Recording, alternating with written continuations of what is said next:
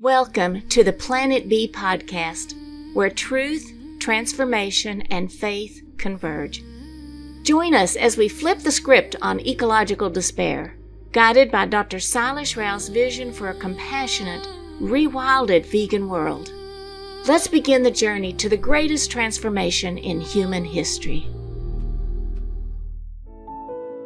Hi, everyone, and welcome to episode 21 of the Planet B podcast, The Goals Transformation. Dr. Rao, this is a very, very awesome episode. So please, if you don't mind, would you begin with the opening quote?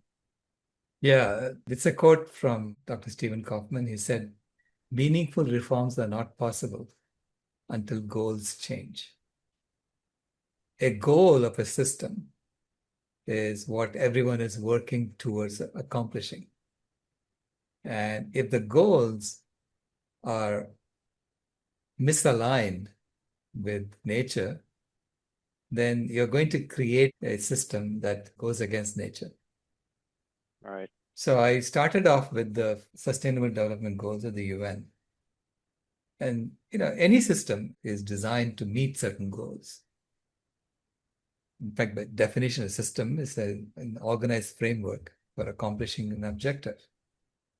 I started off with the UN Sustainable Development Goals because 195 nations have signed on to meet these goals by 2030.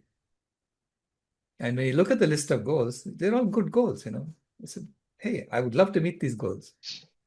And I'd love to design systems that meet these goals. Okay. Then when you look through the goals, you realize that there is a Trojan horse of a goal that's been stuck in there that prevents us from ever meeting any of the other goals. And Right. that is goal number 8, okay? Economic growth. And you ask the question, if you meet the other goals, like no poverty, zero hunger, good health and well-being, these are goals 1, 2, and 3. And quality education, goal 4. So if you meet all these goals, do you care that the economy is growing?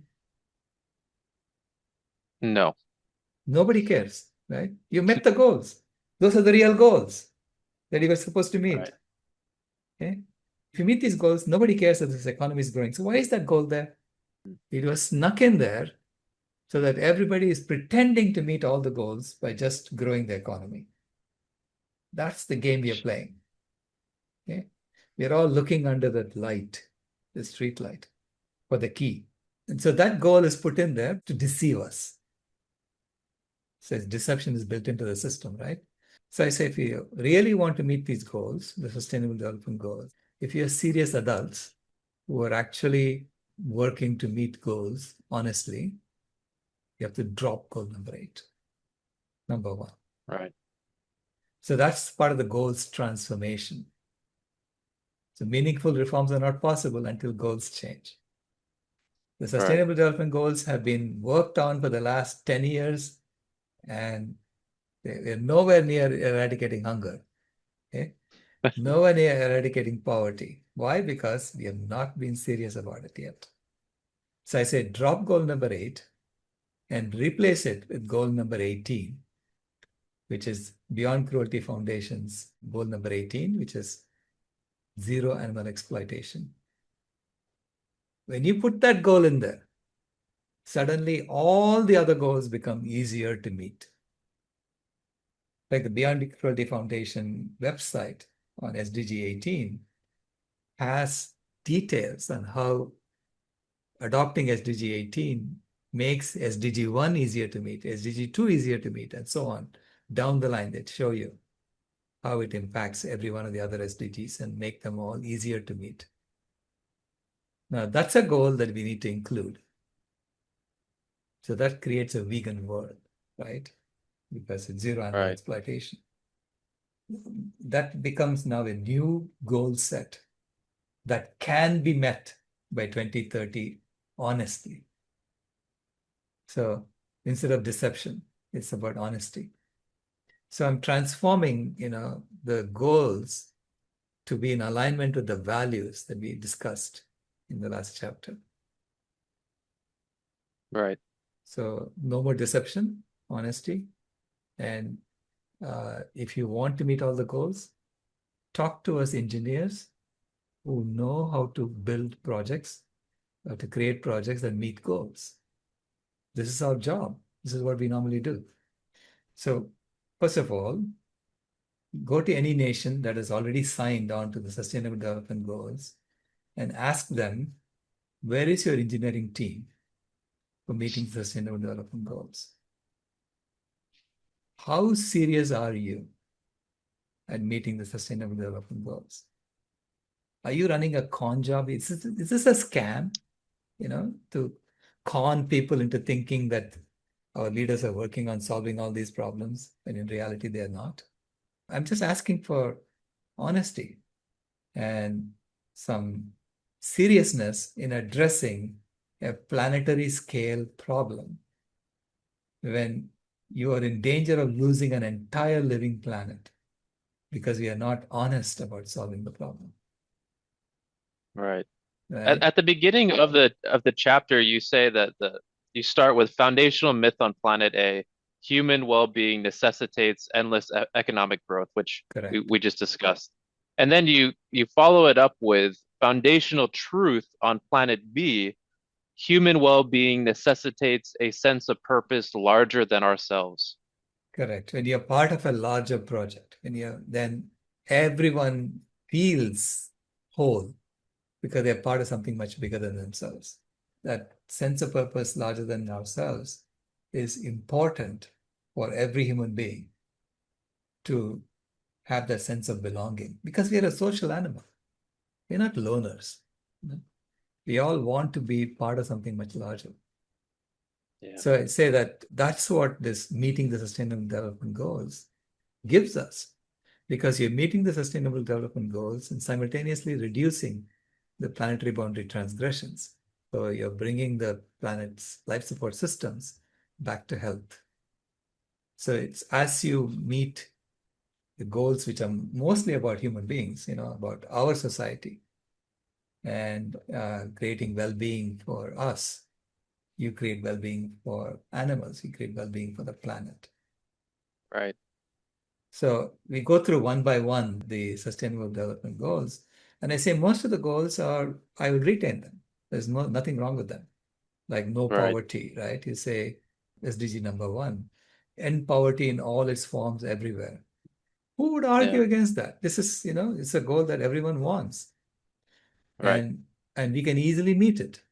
From a systems perspective, we want to meet SDG number 1, give everybody universal basic income. That's Right. it, right?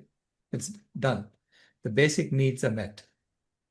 But then you have to have a currency system that's redesigned for this purpose. It cannot be based on the old model of creating currency in the form of loans.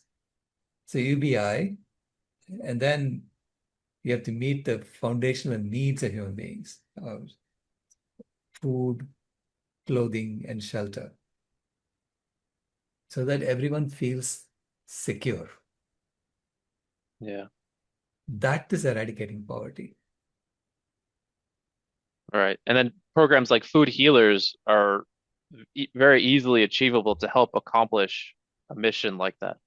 I mean, you're transforming a system. So meaning you may start with implementing food healers in the current model itself, which you can do because you're taking surpluses from people and creating an outlet for healthy food to be given away. Right. Okay? But then over time, that has to become normalized. That has to become the normal way of eating, right? It's rarely do you go out and eat in a restaurant for yourself.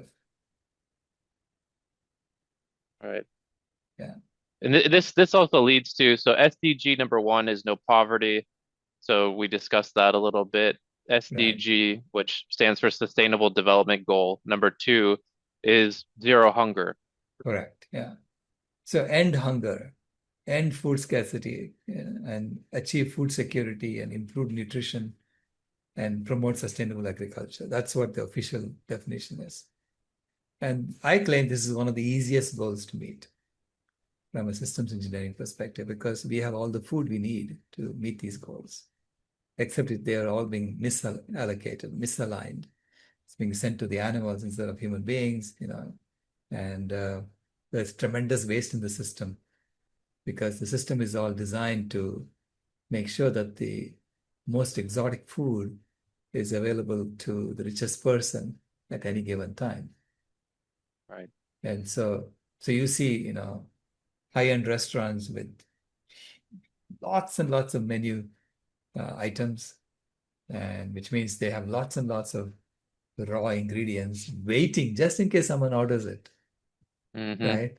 And if no one orders it, in 2 or 3 days, they throw it away because it's spoiled. So you create tremendous amounts of waste in the system because the objective function is all about luxury indulgences and not basic nutrition.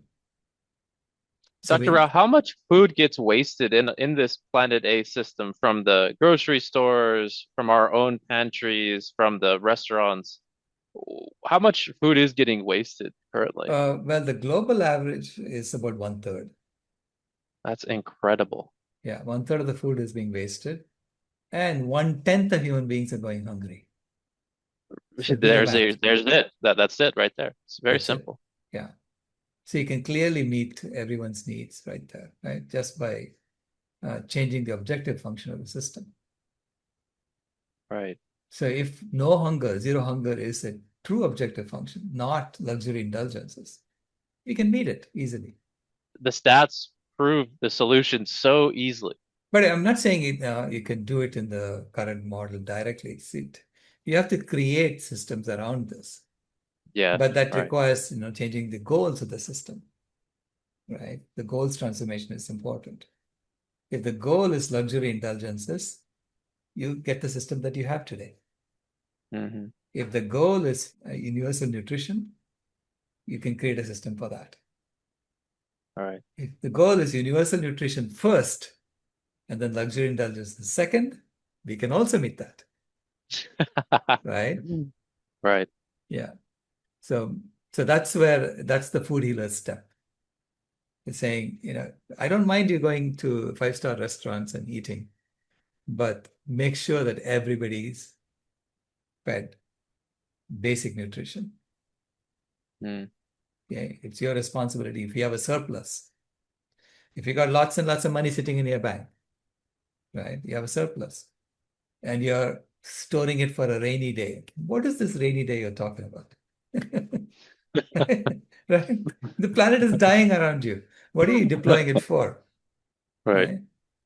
To go to Mars? So, use that surplus, donate it to a temple, and let's get healthy meals to everybody. All right. Wonderful. So let's go to SDG number 3, which is good health and well-being. How can we solve that? Yeah. Good health and well-being, it's a whole system around it you have to create. I'll go into more details in the next chapter on self-transformation. But it's a self-transformation which comes from self-motivation first, that you want to do the transformation. But you have to have a system that enables you to meet those goals, right? So if you have a system that's constantly harassing you, telling you, you're less than who you are, and, then it's impossible for you to have good health and well-being. Right. Right. So, and why does the system keep telling you that you're less than who you are? They want you to consume more. It's all about economic growth. And you don't consume if you're satisfied, Mm-hmm. if you're healthy and you don't want to, you're happy as is. So you have to be made unhappy. You have to be made wanting something. And that's when you consume more and more. So this is why the economic growth goal is such a Trojan horse. It makes it impossible for you to meet SDG number 3, good health and well-being. Because the growth model is saying, I need more diabetes patients. I need more heart disease patients. So the government is on the side of the corporations. And they are saying, okay, you want more diabetes patients and more heart disease patients. we will mandate the children have to drink dairy. Even though Ridiculous. there is plenty of scientific evidence that that's going to cause diabetes, that that's going to cause heart disease. Why? So they're not interested in the well-being of the children. They're much more interested in the well-being of the corporations Right. and how their profit can improve. Right? So this is why the system needs to change. The goals of the system needs to change for us to really accomplish SDG number 3, good health and well-being. But if you drop goal number 8 and add goal number 18, and you redesign systems around this new set of goals, we can meet SDG number 3. And Right. so details about how to do that will be there in the next chapter, next episode. Wonderful. So let's go into SDG number 4, which is quality education. And a lot of the parents out there that are sending their children to schools, they're not very happy with the current school system. So Correct. how can we fix this, Dr. Rao? Well, the schools are still stuck in the industrial age. They are teaching children how to be good cogs in a machine. You actually are constantly testing children to see how obedient they are at following the rules, at following directions, and so on. And only those who are very good at following directions get promoted to more and more and more. So you get PhD because you were disciplined enough to go get a master's. You got a master's because you were disciplined enough to go get a bachelor's degree. And the kids who were bored by all this, who really are very creative, they got dropped, right? They get less of a salary. So in essence, they're told, you're not worth it anymore for us to support. So we have created an education system that's funneling good industrial workers. So quality education is really about helping each one of us find our gifts, to hone our gifts, so that we can be very productive members in this collaborative that's healing the planet. So Do you have like a vision of what a school or educational institution would look like on planet B? Yeah, it would be much more self-directed. So every child has access to lots of resources and they can choose what they want to go learn. And learning is a lifelong process. So education should not be just, you get educated and then you get certified and then you get stuck in that job forever. That's not the model. The model is self-directed education. And of course, you get certifications for acquiring certain skills. And beyond that, it's you choose what other skills you want to get and how you want to contribute to the well-being of all. So it has to be self-motivated and self-directed education. Okay, so let's go on to SDG number 5, which is gender equality. Right. So achieve gender equality and empower all women and girls. That's the objective of the UN, SDG number 5. And I say, let's do it. Let's do it honestly. Okay, let's do it. For sure, yes. Yeah. Provide gender neutral opportunities for all to contribute to the well-being of the planet.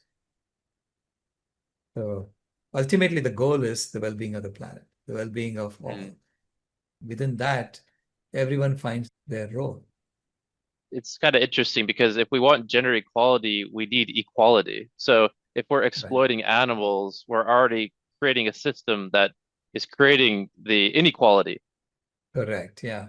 When we are exploiting animals, we are seeing them not as individuals, but as body parts. Yeah. Okay. And if you talk to feminists, that's exactly their complaint that they have about gender inequality. Women are being seen as body parts. So it's the same system. It's just objectifying the other. Yeah. Whatever the other is. So it's the dominant class saying the subordinate class are all objectified. So gender equality is calling for equality across all human beings, regardless of gender identity. And that, once you grant equality across species identities, this is automatic. All right. Yeah, SDG number 6 is clean water and sanitation. correct. Yeah. So clean water and sanitation is really about creating closed cycles for human waste and making sure that the freshwater cycles of the planet are restored, because we have dammed the rivers and we have polluted the rivers with our runoffs from irrigation and so on. So when we go vegan and we restore forests, the freshwater cycles of the planet starts getting cleaned up again. They start getting restored again. And then we have to start undamming some of the rivers, returning water systems back to nature. Why? Because we have found other ways to tap energy. We don't really need to dam rivers anymore. As you restore forests, you will discover that there is fresh water available to you closer and closer. So you don't need to dam rivers and create artificial lakes and then have aqueducts, get water from there to wherever you're living. So you bring back the water table underground, so you can start using that. So it's repairing the water cycles of the planet. Sorry, that goes right into SDG number 7, which is the affordable and clean energy. Correct, yeah. SDG number 7 is to ensure access to affordable, reliable, sustainable, and modern energy for all. Now, Donella Meadows, in her analysis, had said that 99% of human activities today are unnecessary and wasteful. Okay. I don't know if it is that bad. She's saying only 1% of our activities are useful. But it is clear that once we transition to planet B, the amount of energy we need for human activities is going to decrease by an order of magnitude. Okay.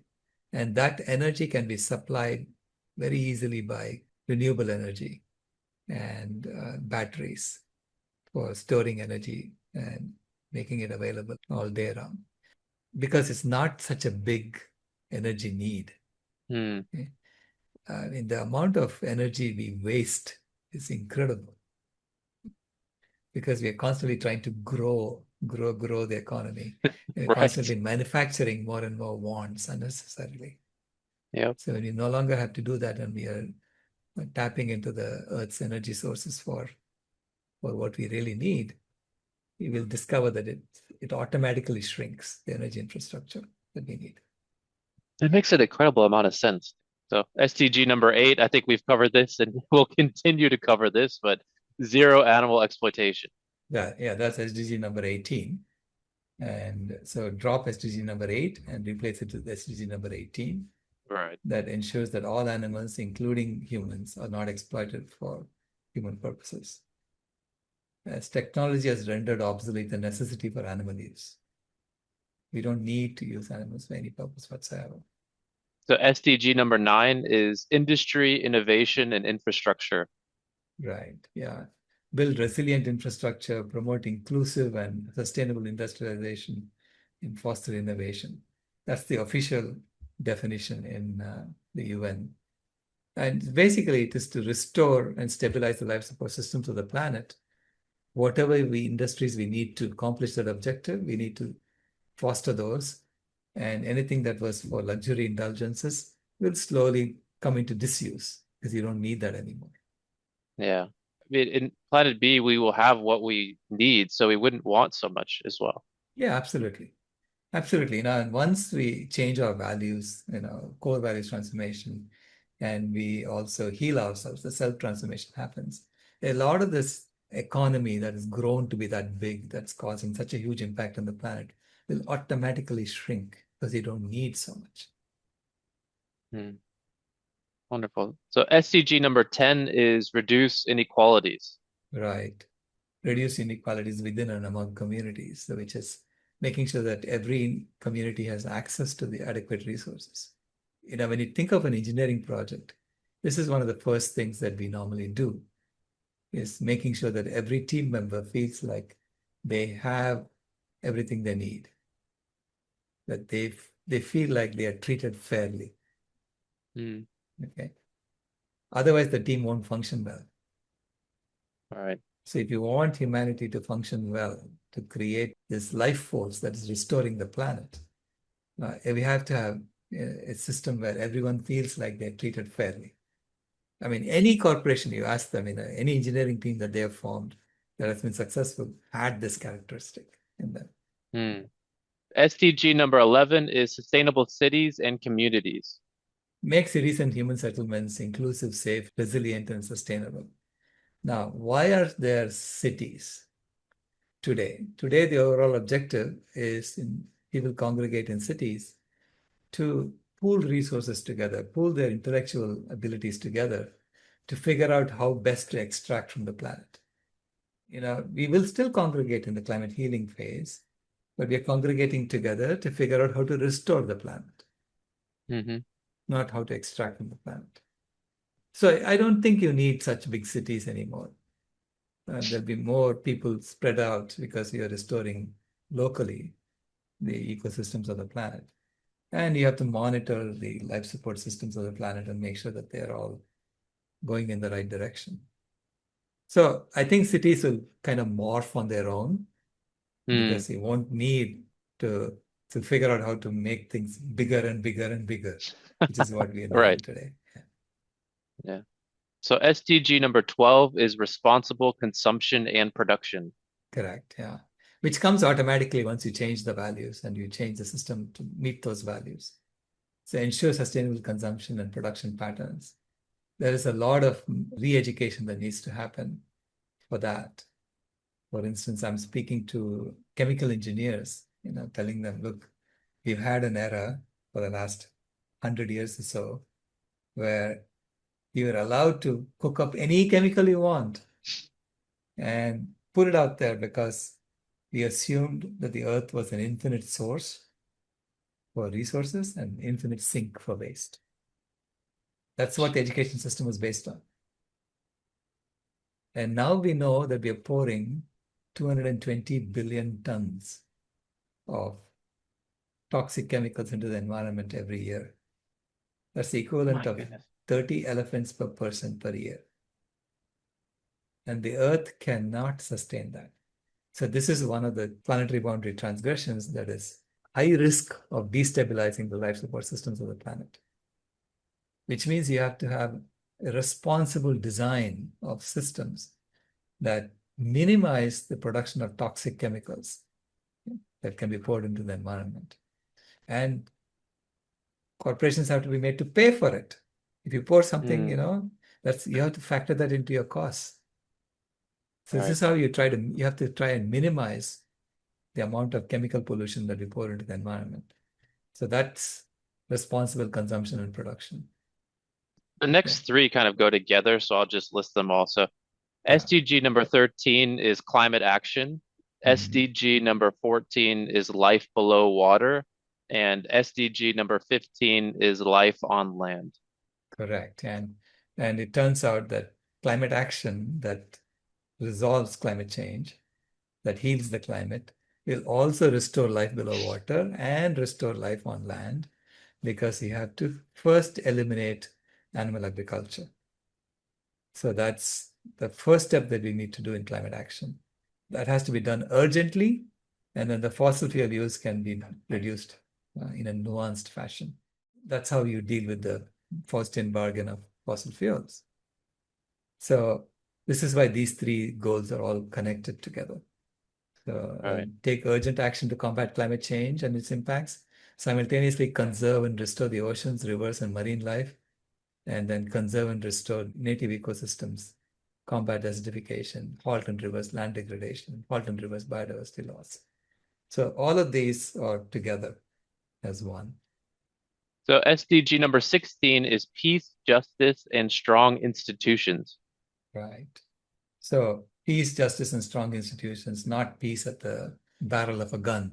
We need to center true wisdom in institutions and build inclusive societies with justice for all.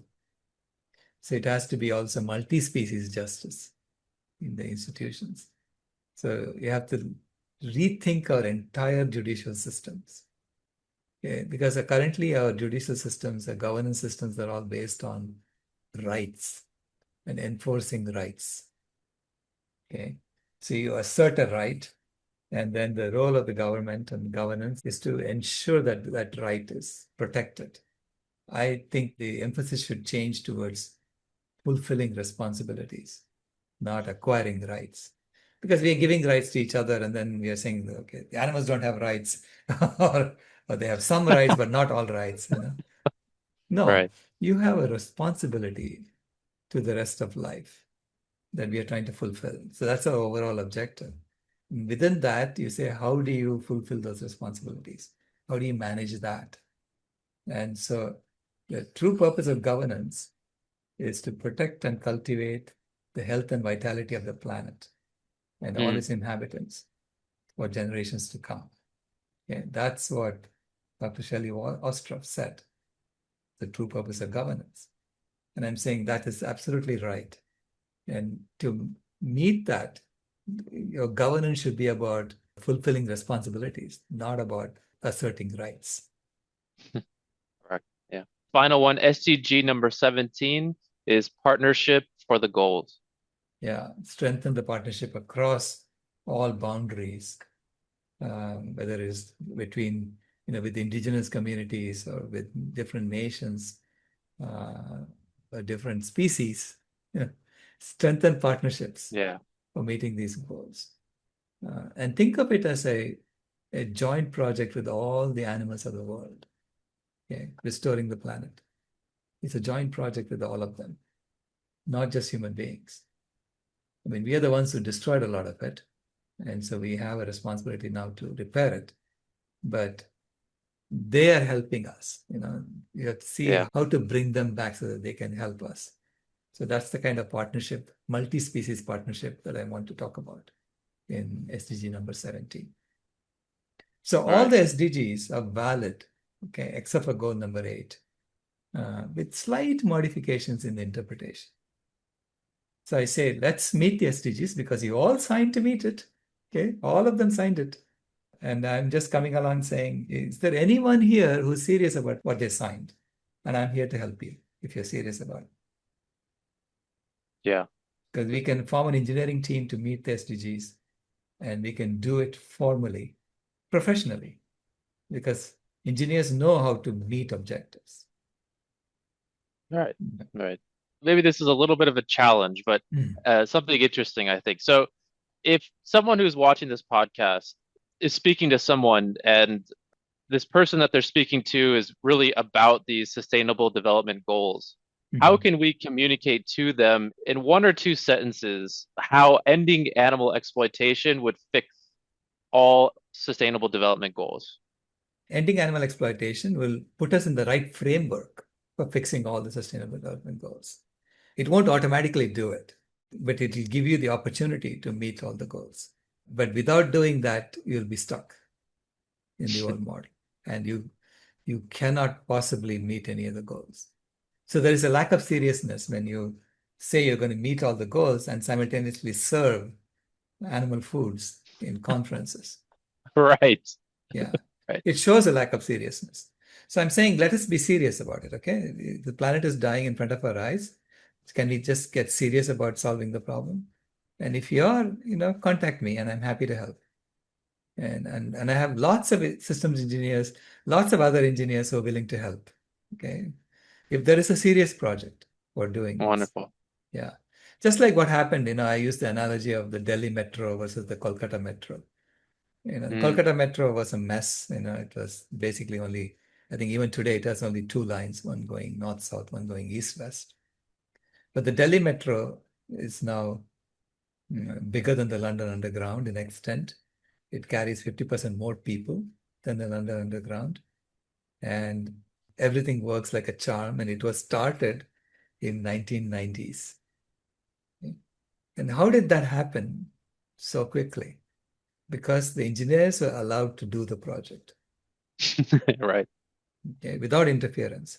They were given an objective and given resources and said, go do it. And they did it. So I said, there are lots of engineers who are right now interested in helping create these systems.